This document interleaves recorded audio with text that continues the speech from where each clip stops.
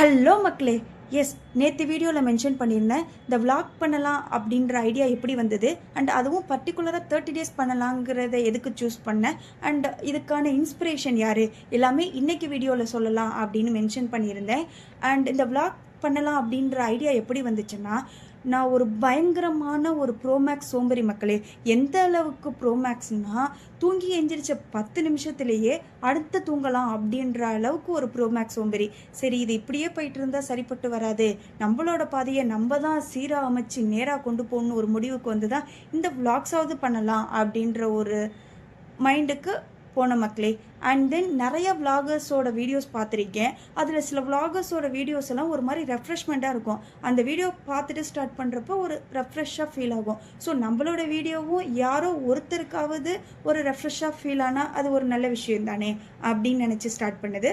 அதே சமயம் நம்மள மாதிரி யாரோ ஒருத்தவங்க ரொம்ப சோம்பேறியாக இருந்து ஏதோ ஒரு பாயிண்டில் நம்ம வீடியோவால் சரி நம்ம சேஞ்ச் பண்ணிக்கலாம் அப்படின்னு மாதிரினா அதுவும் ஒரு ஹாப்பியான விஷயம் தானே அப்படின்னு தான் ஒரு விளாக் பண்ணலாம் அப்படின்னு சூஸ் பண்ணுது. அதே சமயம் சோஷியல் மீடியாவில் ஏதாவது பண்ணணும் அப்படின்றது ரொம்ப நாள் கனவு எனக்கு.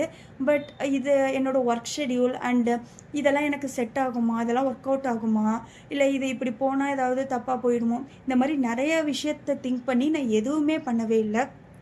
சரி, இப்படியே யோசிச்சுட்டு இருந்தால் நான் கண்டிப்பாக எதையுமே ஸ்டார்ட் பண்ண மாட்டேன், எதுவுமே பர்ஃபெக்டாக எடுத்தோன்னே வராது. சரி, நம்ம கொஞ்ச நாள் போவோம், மிஸ்டேக்ஸை லேர்ன் பண்ணிப்போம், ட்ரை பண்ணுவோம் அப்படின்றதில் ஒரு யோசித்து தான் ஃபுல்லாக இறங்கியாச்சு.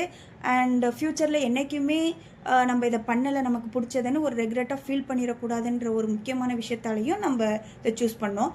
அதே சமயம் 30 டேஸ்ன்னு பர்டிகுலராக மென்ஷன் பண்ணோம். எதுக்காக எல்லாருமே 75 டேஸ் தானே போகிறாங்க, நீங்கள் எதுக்கு 30 டேஸ் சேலஞ்சுன்னு கொண்டு போகிறீங்கன்னு கேட்கலாம். இந்த 30 டேஸ் அப்படிங்கிறது ஒரு ட்ரையல் அண்ட் எரர் செஷன் மாதிரி தான். இது ஃபுல்லாகவே ஸ்டார்ட்டுங்கிறனால ஒரு லேர்னிங் ப்ராசஸாக தான் போகுது.